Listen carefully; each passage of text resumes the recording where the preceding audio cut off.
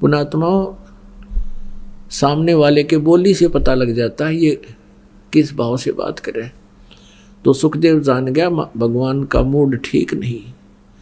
तो कहा कि भगवान, मैं स्वर्ग में कुछ समय रुकने के लिए आया था, इन्होंने आपको क्यों तो भगवान ने कहा विष्णु जी ने कि क्यों रोक दिया तेरे को, इन्होंने अंदर प्रवेश क्यों नहीं होने दिया? कि ये कहते हैं तेरा गुरु नहीं है, इसलिए प्रवेश निषेध है। तो भगवान विष्णु ने कहा कि ऋषि जी, क्या आपने कोई गुरु नहीं बना रखा? नहीं जी, मैंने कोई गुरु नहीं बनाया, मुझे आवश्यकता ही नहीं है।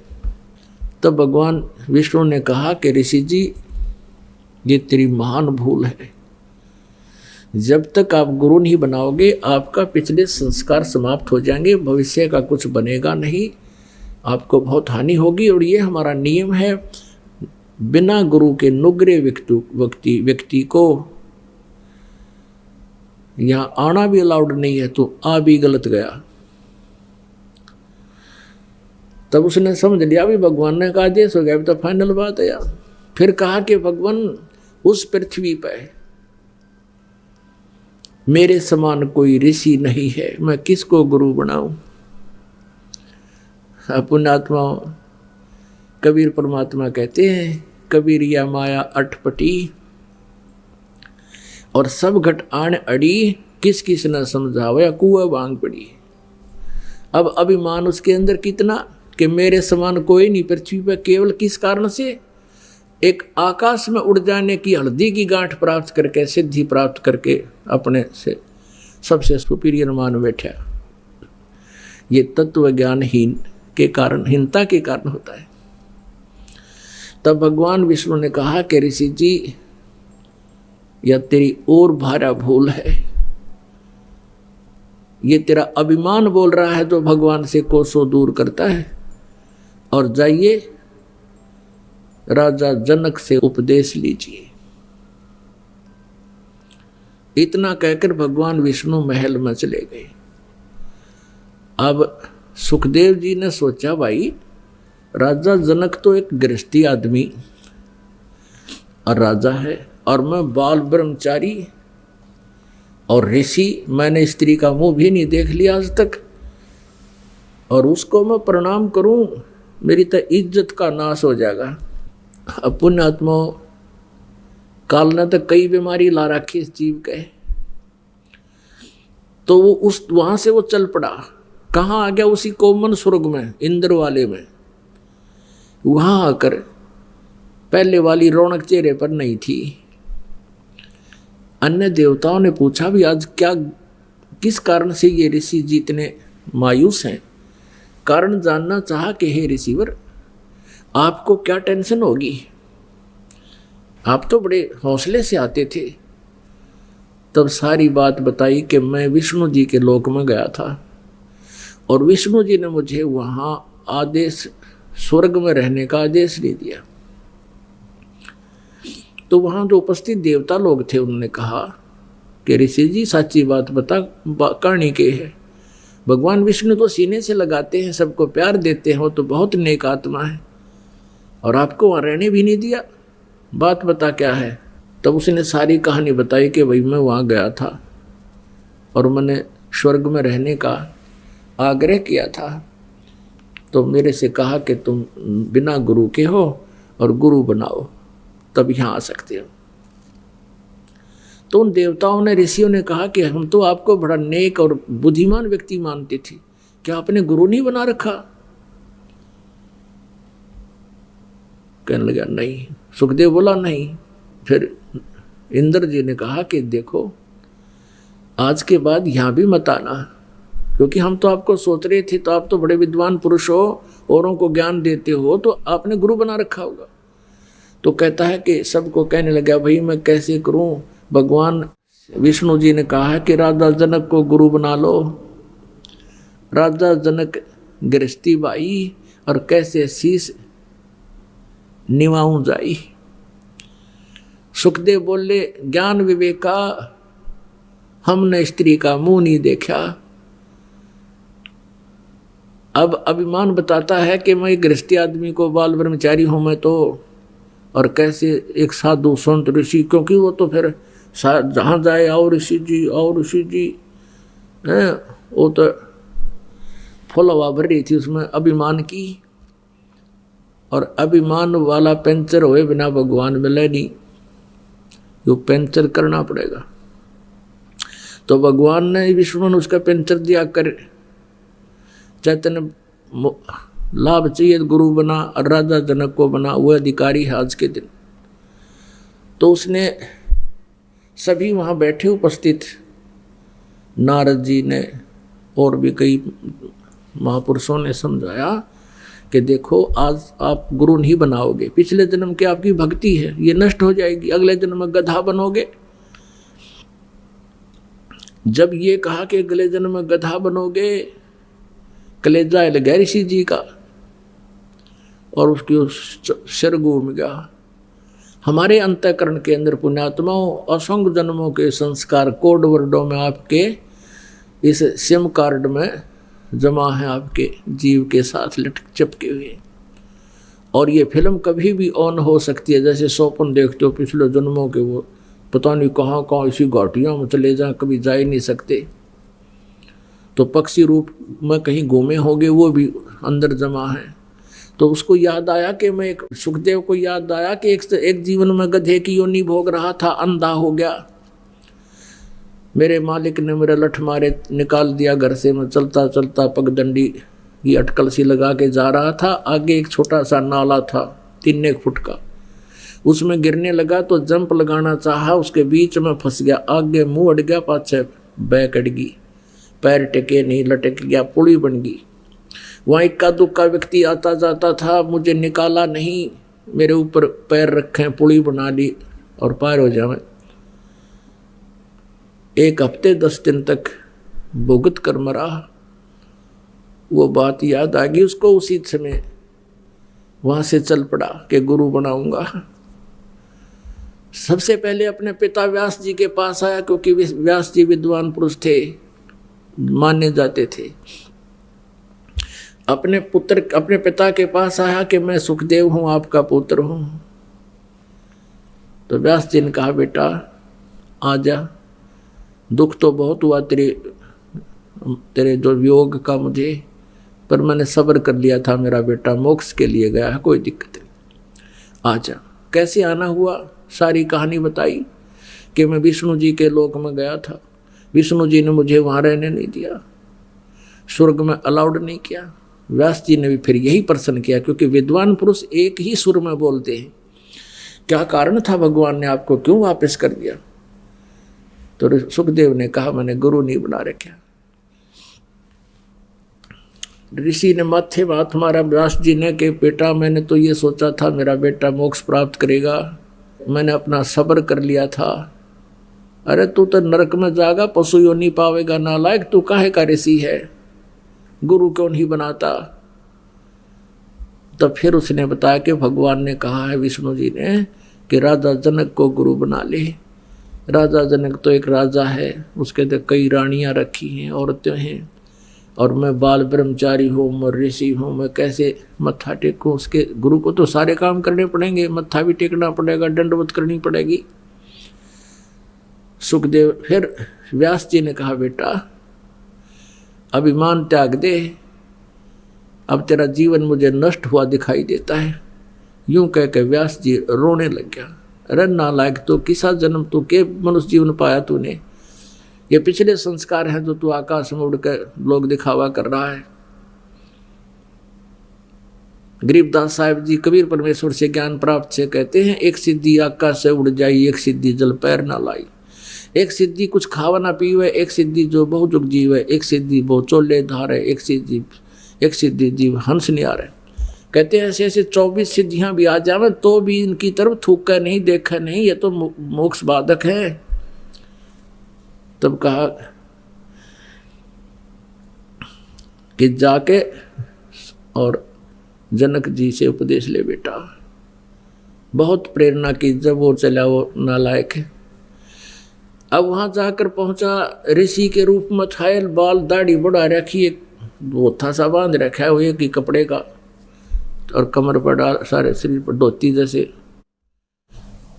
तो राजा जनक ने आसन लगवा दिया कि आओ ऋषि जी, बड़े धन भाग हमारे ऋषि जी हमारे घर पर आए हैं, धन भाग हो।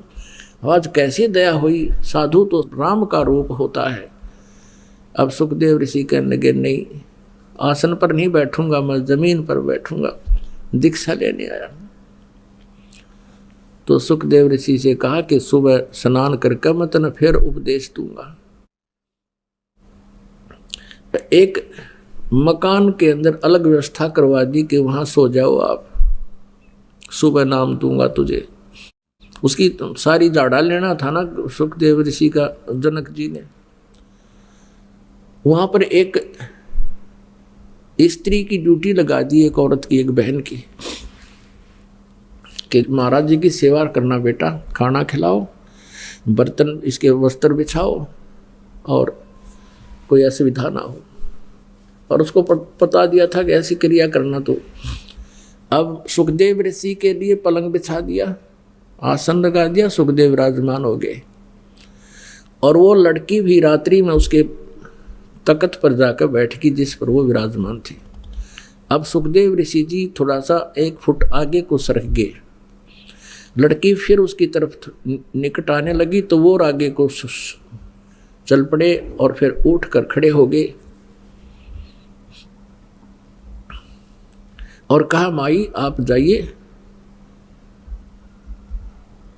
मेरा जो है ना, मैंने मेरा धर्म नष्ट ना कर। वो बाहर आ गई। तो राजा जनक ने सुबह पूछा क्या क्रिया रही। उस लड़की ने बताया कि ऐसे ऐसे ये, मैं निकट जाऊं थी, यू आगे न बाजे था, मैं निकट जाऊं थी, यू सुकड़ गया, कति पलंग से भी उतर गया। तब राजा जनक स्नान करने लग गए, कहने लगे आप यहाँ बैठ जाओ। उनका नीचे आसन लगा दिया, वो बैठ गया, सामने बैठा। 10,000 रानियां थी राजा जनक के, 10,000। उनमें से एक हेड थी, मुखिया थी, पटरानी बोलते थे उसको। उसने कहा कि मैं नहाऊंगा, यहाँ ईंटों का चूल्हा बनाकर लकड़ी डाल दी, ऊपर पतीला धर दिया, उबाल दिया, पानी जैसे चाय बनाते समय उबाला करें। और उसके साथ में एक पटड़ा डालकर बैठ के स्नान के लिए कपड़े निकाल कर राजा जनक धोती बांध रखी थी। अपनी पत्नी से जो सबसे मुखिया थी, हेड थी, पटरानी जिसको कहती, वो स्नान कराने लगी। उस उबलते हुए जल को लोटे में भरे, राजा जनक की चोटी में घेरे सिर में, रात से नुआवे, मसल का, और वो पानी डाला राजा के सिर पे, और सुखदेव ऋषि नो सुकड़ जल गया। अब उसको ये हो गया कि यूं जलेगा राजा, और वो पानी गिर वो नूक से मरेगा, यू इसे जलते पानी में उबलते मनावे। तब राजा जनक ने कहा कि हे व्यास के बेटे, ए महर्षि, ए ब्रह्मचारी, आजा। मेरे स्नान करने के बाद जो मेरे शरीर के बाद जल नीचे गया है गटर में, नाली में, व्यास के बेटा ब्रह्मचारी, इसमें उंगली दे दे, तने जान जाऊंगा किसा ब्रह्मचारी किसा तू भगत है। नो बोला मैं ना दूं, आंगली जल जा मेरी तय। है राजा बिहंस दई जब तारी, राजा ने नो हथेली पीटी नो ताली बजाई और हंसे, और हमें स्नान करावे नारी कि तू नो कह था मैंने स्त्री का मुंह नहीं देखा, हाँ स्त्रियों के निकट नहीं आऊं, तेरे तो तैया अच्छी भगतनी है, देख इसका भी हाथ ना जलता है उबलते हुए पानी से, मेरे ऊपर गेरा नवान लाग रही है, तेरा कालजा पाट गया इतनी दूर ते बना। फिर महर्षि कहते हैं इन इंद्रियों के कसने से, हठ योग से इन पर थोड़ा बहुत तूने काबू पा भी लिया कुछ दिन के लिए, इसे बनेगा क्या तेरा।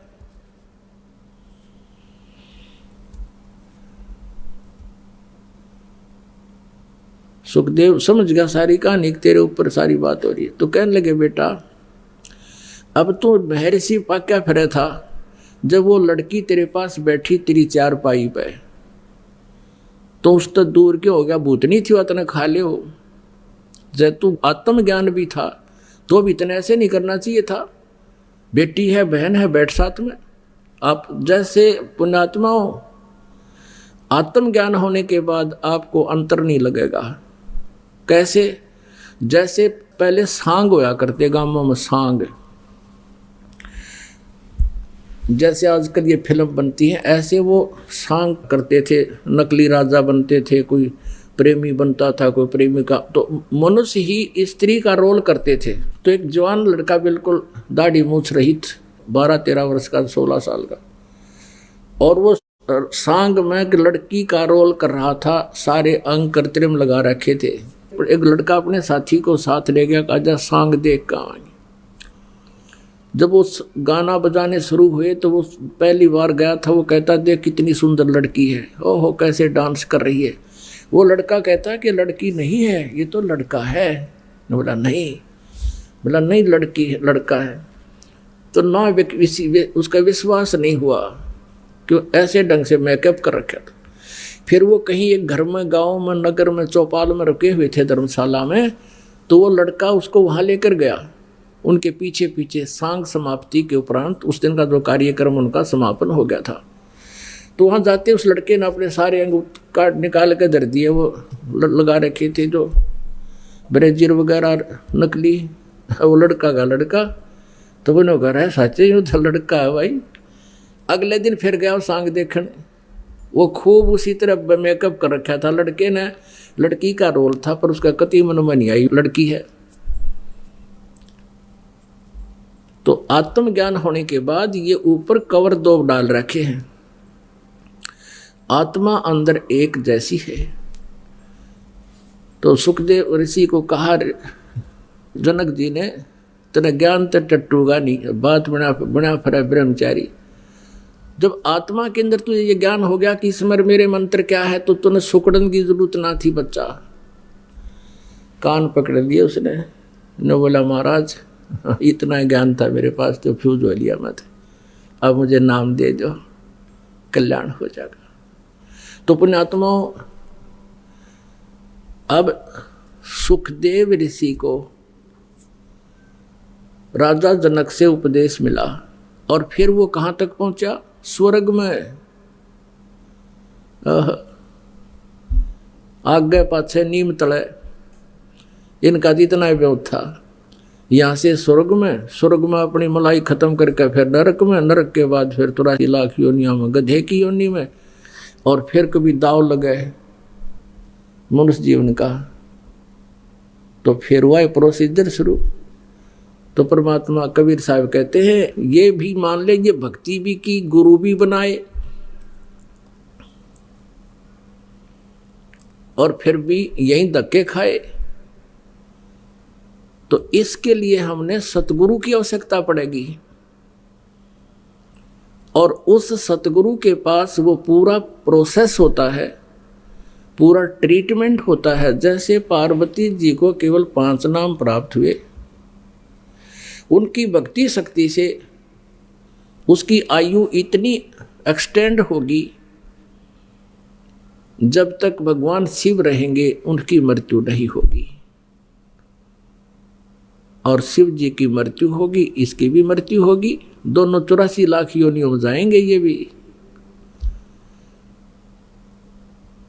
अब ये भी गुरु थे, राजा जनक भी गुरु थे, और गुरु बनकर वो उपदेश दीक्षा भी देते थे, जैसे सुखदेव को दिया। फिर वही राजा जनक पहले जन्म त्रेता युग में तो राजा जनक थे, सतयुग के अंदर ये कौन थे? ये राजा अम्बरीश थे, और भक्ति करते थे।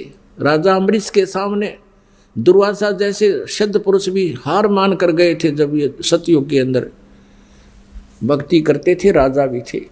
और अपने पुनों को स्वर्ग में खत्म करके ये फिर क्या बने? नानक जी के रूप में जन्म हुआ, श्री नानक देव जी के रूप में तलवंडी में। और फिर पहले तो राजा थे, इनके नौकर हजारों नौकर होते थे, और वही आत्मा फिर श्री नानक देव जी के रूप में सुल्तानपुर शहर के एक नवाब के यहाँ स्वयं नौकरी कर रहे थे।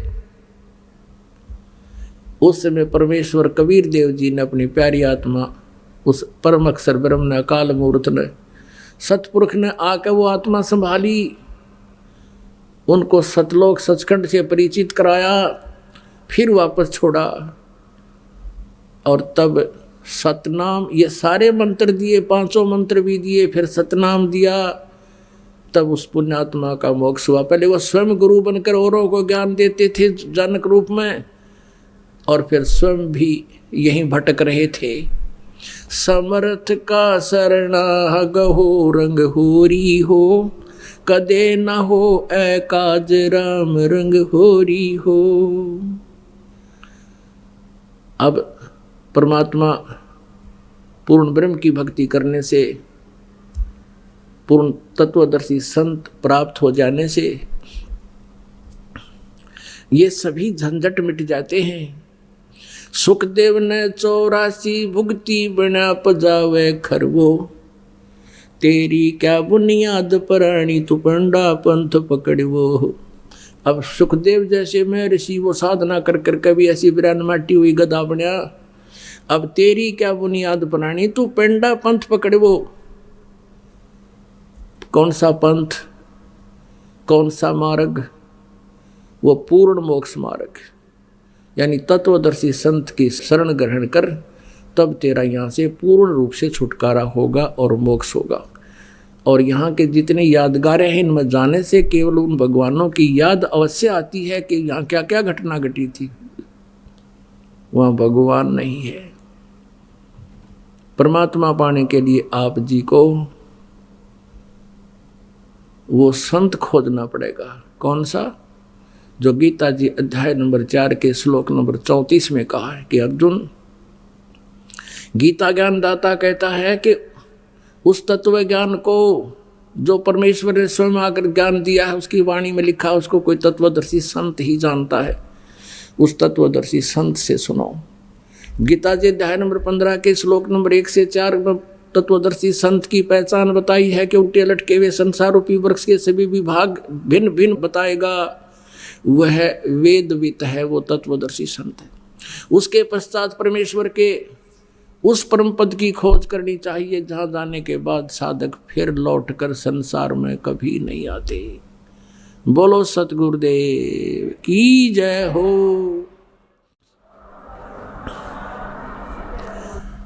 परम पिता परमात्मा पूर्ण ब्रह्म, सारी सृष्टि के रचनहार, कुल मालिक, ये कबीर परमेश्वर जी हैं, कबीर देव जी हैं, जिनको वेदों में कबीर देव लिखा है। कुरान शरीफ में उनको अल्लाहु अकबर, कबीरा खबीरा, कबीरन खबीरन लिखा है। अल्लाहु अकबर, कबीर कहो, अकबर कहो, ये बोलने की और लिखने की अपनी अपनी मातृभाषा के आधार से भिन्नता हो जाती है। जिसको कबीर का अर्थ मुसलमान भाई करते हैं कबीर मीन बड़ा, तो पवित्र कुरान शरीफ सूरत फुरकानी 25 आयत 52 से लेके 59 तक 59 तक कुरान शरीफ का जो ज्ञान पाता है, वो अपने पैगंबर हजरत मोहम्मद जी से कह रहा है कि ए पैगंबर, तू मेरे द्वारा दिए गए इस कुरान शरीफ के ज्ञान पर विश्वास रखना। और ये काफिर, ये तेरा जो विरोध कर रहे हैं, ये काफिर हैं, ये उस कबीर को परमात्मा नहीं मानते। तूने इनके साथ संघर्ष करना है। जिहाद का अर्थ कोई लठ बजाना, कत्लेआम करना नहीं होता। जिहादन कबीरन, जब जिहादन कबीरा, यानी कबीर जी के लिए, उस कबीर अल्लाह को तू प्रभु मान, उसके लिए तू संघर्ष कर, इनकी बातों में मत आना। और ये परमात्मा वही है जिसने 6 दिन में सृष्टि रची, 7वें दिन तख्त पर जा बैठे। और इसकी खबर किसी बाखबर से पूछ देखो, मैं उससे परिचित नहीं हूँ। इससे सिद्ध हो गया, जिसको मुसलमान भाई अपना अल्लाह मानते हैं और ये भी मानते हैं कि हमारे अल्लाह ने हज़रत मोहम्मद जी को कुरान शरीफ का ज्ञान दिया, वो हमारा गॉड है, अल्लाह है, खुदा है। तो वो खुदा तो किसी और पूर्ण परमात्मा कबीर नामक परमेश्वर की तरफ संकेत कर रहा कि वो है पूर्ण परमात्मा, उसी की भक्ति से मोक्ष होगा। और उसकी खबर किसी तत्वदर्शी संत से पूछो। तो वो कौन है? कबीर परमेश्वर जी अपनी वाणी में, सच्चिदानंद घनपन की वाणी में, उस तत्व ज्ञान में कहते हैं, हम मोहम्मद को वहाँ ले गए हो। जैसे आदरणीय धर्मदास साहिब जी को परमात्मा अब मिले थे, फिर सचखंड लेकर गए थे। आदरणीय मलुकदास जी को ऐसे ही कृपा बख्शी थी, आदरणीय दादू साहिब जी के ऊपर ऐसी कृपा बख्शी थी, आदरणीय नानक साहिब जी के ऊपर भी ऐसी कृपा बख्शी थी। वो सतपुरुष कबीर देव, अल्लाहु अकबर, हक्का कबीर, वो स्वयं चल कर आए थे सतलोक से और सचखंड दिखा करके उनको वापस छोड़ा था। वो पूर्ण परमात्मा अपने विधान अनुसार, अपने गुण के अनुसार कि वो ऐसा ही करता है, वेद भी ये गवाही देते हैं कि पूर्ण परमात्मा अपने वो तीसरे मुक्ति धाम में रहता है। वो वहाँ से गति करके नीचे अच्छी आत्मा को मिलता है, उसको ज्ञान देता है, आध्यात्मिक ज्ञान से परिचित कराता है। इसी विधान अनुसार वो परमेश्वर आदरणीय गरीबदास साहिब जी को मिले, गांव छुड़ाने जिला दर वाले को, और आदरणीय गीसादास साहिब जी को मिले, गांव खेखड़ा मेरठ उत्तर प्रदेश वाले को। आदरणीय नामदेव जी को भी परमात्मा मिले थे, लेकिन उनका इतिहास बंद कर दिया गया। आदरणीय हजरत मोहम्मद जी को परमात्मा मिले।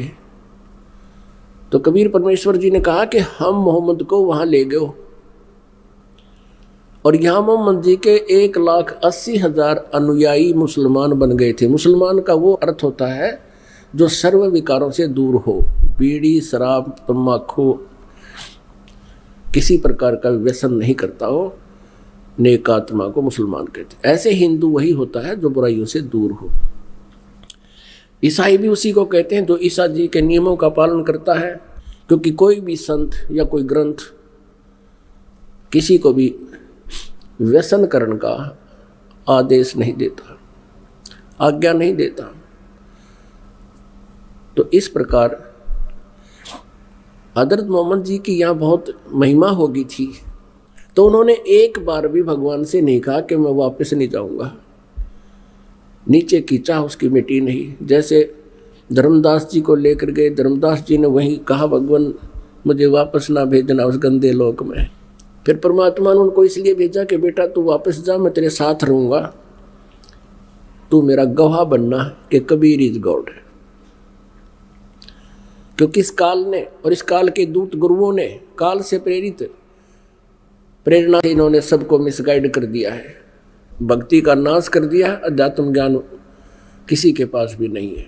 लेकिन हजरत मोहम्मद जी ने एक बार भी नहीं कहा, वो अंतर्यामी सारी समझ गए, उनको कोशिश भी की तू यहाँ रुक,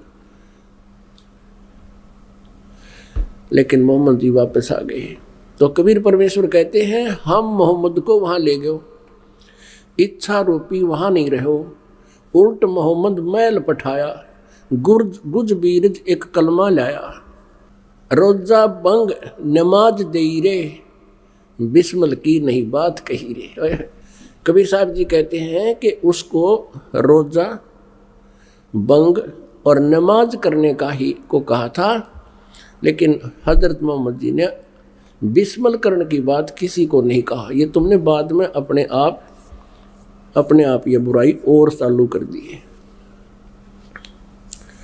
नबी मोहम्मद नमस्कार है, राम रसूल कहाया, 1,80,000 को सौगंध जिन नहीं कर जलाया। कभी परमात्मा कहते हैं तुम उन महापुरुषों के अनुयायी हो मुसलमान।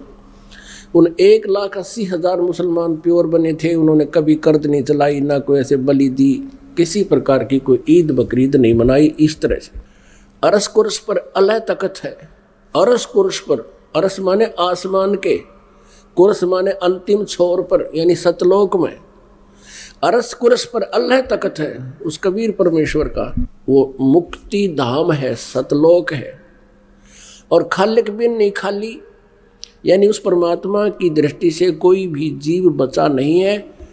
वो सबकी जो है ना ख्यास रखता है, सबकी सब पे नज़र रखता है, वो सब उसी के प्राणी है।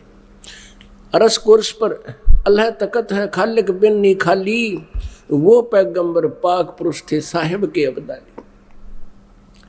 1,80,000 जो महापुरुष हुए हैं मुसलमान, वो तो परमात्मा के कृपा पात्र थे, वो पैगंबर जितने हुए हैं। और आप जी सत्य से अपरिचित होकर के उनके अर्थ गलत कर बैठे, ऐसे ही वेदों के ज्ञाता वेदों से अपरिचित हैं। इसलिए परमेश्वर ने कहा है, गुरुआ गांव बिगाड़े संतो गुरुआ गांव बिगाड़े, ऐसे कर्म जीव कहला दिए ईब जड़े नहीं झाड़े। इब ऐसी बुराई में ग्रस्त कर दिए। भक्त बता रहे हैं नेपाल से आते हैं, कहते हैं वहां एक पशुपति का मंदिर है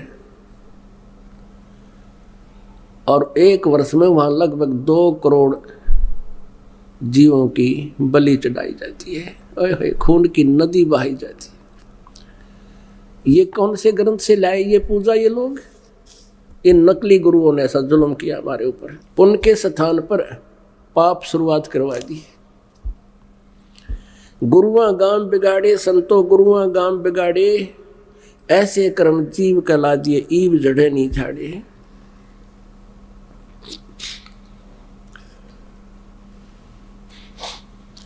बहरो भूत मसाणी पूज्य दुर्गा देवी जावे, और उत्ती कह तो तब ही बाजे जब बकरे आन कटावे। भेड़ पूछ को पंडित पकड़े ये बादो नदी बिहंगा, गरीब दास हुए भवजल डूबे जिनको नहीं साध सत्संगा।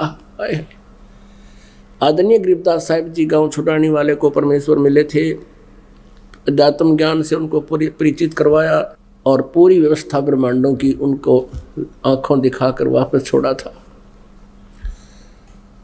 तब गरीबदास साहिब जी परमात्मा के दिए ज्ञान को कैसे वर्णन कर रहे हैं। भेड़ पूछ को पंडित पकड़े बादो नदी बिहंगा, गरीबदास वह भव जल डूबे नहीं साध सत्संग। जैसे भादवा महीने में वर्षा विशेष होती है, बहुत ज़्यादा होती है। अब तो फर्क पड़ गया है, पहले बहुत तगड़ी वर्षा भादुआ में होया करती थी। और उस समय ये दरियाएं गंगा जमुना जितनी भी, कावेरी जितनी हैं, ये भादुए के महीने में, जैसे सर्दियों के मौसम या गर्मी के मौसम में इनका पानी कुछ बहुत कम स्थान घेर कर चलता है, और भादुए के समय में तो ये ओवरफ्लो होकर चल पड़ती हैं। तो ऐसे भयंकर दरिया को आपने पार करना है, यानी सतलोक जाने के लिए काल के इस जाल को पार करना है। इसके लिए दरिया से पार करने की किसी की इच्छा हो और उसको कोई साधन दे देवे, बता देवे कि एक भेड़ की पूंछ पकड़ ले या तुझे पार कर देगी, तो क्या वो भेड़ की पूंछ पकड़े बैठा है और कोई उससे पूछता है तू क्या कर रहा है कि दरिया से पार होऊंगा? गुरुजी ने बता रखे ये मुझे पार कर देगी। कहने लगे कभी नहीं कर सकती, तुम भी डूबोगे, ये भी डूबेगी। तो ऐसे ही जो अन्य साधनाएं, एक तत्वदर्शी संत ना मिलने से, अन्य जितने भी नकली गुरु काल प्रेरित हैं, जो शास्त्र विधि त्याग का मनमाना आचरण करते और करवाते हैं, उनके द्वारा बताई गई साधनाएं भेड़ की पूंछ पकड़ा रखी आपको। तो इस भावजल से इस दरिया से, संसार रूपी दरिया से आप पार नहीं हो सकते, डूबोगे यहीं पर। भेड़ पूंछ को पंडित पकड़े ये भादो नदी बिहंगा, गरीब दास वह भवजल डूबे जिनको नहीं साध सत्संग। जिसको परम संत का सत्संग नहीं मिला, वो इस संसार रूपी समुद्र के अंदर यहीं जन्म मरण के चक्कर में ही डूब जाएंगे, रह जाएंगे। मन मान सरोवर गंगरे, जहां से बिछड़ा वहीं मिला दूं, सुनो शब्द पर संग रे, मन मान सरोवर गंग रे, जहां से बिछड़ा वहीं मिलाऊं, तुम सुनो शब्द पर संग रे। क्या कहते हैं गरीबदास जी कि तुम यहाँ की जमुना गंगा और इन तीर्थों में स्नान करके मोक्ष मानते हो, यहाँ नहीं। ये सत्संग रूपी सरोवर दरिया है, इसमें नहाओ आकर के। पुण्यात्माओं, विष्णु पुराण के अंदर और देवी पुराण के अंदर व्यास जी बता रहे हैं, उसके लिए शुद्ध चित्त तीर्थ चाहिए, शुद्ध चित्त। और उस शुद्ध चित्त तीर्थ के लिए आपने परम संत की खोज करनी पड़ेगी। और परम संत के सत्संग से आपका पूरा रोग कटेगा, सब लाभ मिलेंगे, इन तीर्थों से नहीं मिलेंगे। फिर ये भी उन्होंने टिप्पणी की है कि परम संत का मिलना अति दुर्लभ है। जैसे कि श्रद्धालु इन वशिष्ठ जी को और विश्वामित्र जी को परम संत मानते थे, महर्षि मानते थे। इन दोनों का आपस में युद्ध हो गया, इन दोनों का बहुत झगड़ा हुआ। विश्वामित्र ने वशिष्ठ मुनि के 100 पुत्रों की हत्या कर दी। तो उनका लास्ट में उसने फैसला ये कर दिया कि वो तत्वदर्शी संत मिले तो वो शुद्ध चित्त तीर्थ से ही सभी पापों का नाश हो सकता है। पुण्यात्माओं, श्रीमद् भगवत गीता अध्याय नंबर 7 के श्लोक नंबर 12 से लेकर 15 तक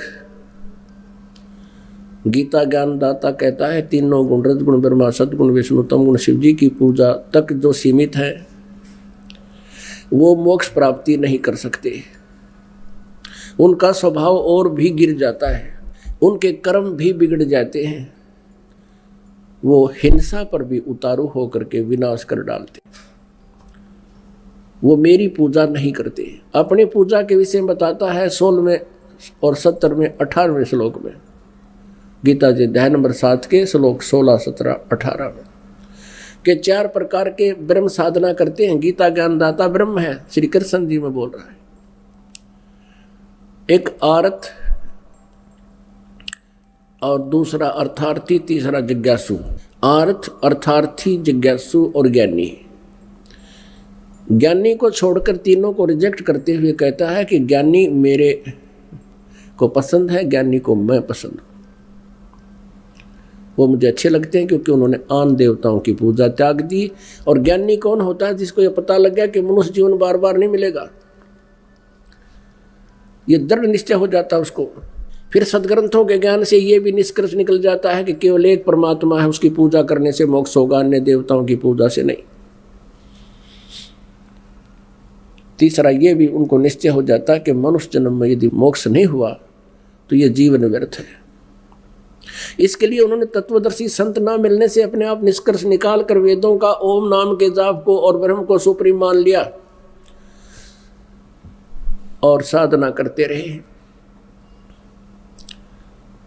इसलिए गीता ज्ञानदाता 7वें अध्याय के 18वें श्लोक में कहता है कि ये ज्ञानी आत्मा है तो नेक उदार हैं, लेकिन ये मेरे वाली साधना ब्रह्म साधना तक ही सीमित रहे, मेरे वाली घटिया साधना तक ही सीमित रहे।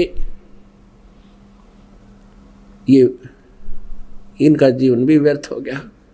क्योंकि गीता ज्ञानदाता 4थे अध्याय के 5वें और 9वें श्लोक में, दूसरे अध्याय के 12वें श्लोक में, 10वें अध्याय के दूसरे श्लोक में कहता है, अर्जुन तेरे और मेरे बहुत जन्म हो चुके, तू नहीं जानता मैं जानता। मेरे जन्म को, मेरी उत्पत्ति को ये देवता भी ऋषि कुछ कोई नहीं जानते। पुण्यात्माओं, 7वें अध्याय के 19वें श्लोक में इसने भी कंसेप्ट क्लियर कर दिया। कहता है कि बहुनाम जन्मानाम अन्ते ज्ञानवान माम प्रपद्यते वासुदेव सर्वमिति सहमात्मा सुदुर्लभ है।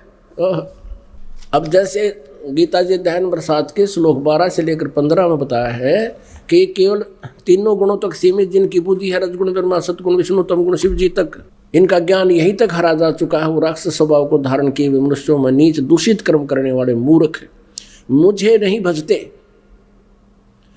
अब 7वें अध्याय के 19वें श्लोक में कंसेप्ट क्लियर कर दिया कि बहुनाम जन्मानाम अंते ज्ञानवान माम परपदते। बहुत बहुत जन्मों के किसी अंत के जन्म में कोई ज्ञानी आत्मा मेरी भक्ति करता ना तन्वे डले ढो नीचे अन्य देवताओं तक सीमित है ये। फिर बताया कि वासुदेव सर्वमिति स महात्मा सुदुर्लभ है। लेकिन ये बताने वाला कि वासुदेव ही सब कुछ है, सर्वम। वासुदेव का अर्थ क्या होता है? श्री कृष्ण नहीं है। वासुदेव तो श्री कृष्ण जी के पिताजी थे। तो वासुदेव का अर्थ होता है जिसकी सत्ता सबके ऊपर हो, जिससे कोई रज्मा खाली ना हो, यानी सब जगह जिसका वास हो, सबको नियंत्रित रखता हो, जो सबके ऊपर व्यापक हो। जैसे भारत का प्रधानमंत्री, राष्ट्रपति पूरे भारत के ऊपर व्यापक है, ये भारत में वासुदेव है।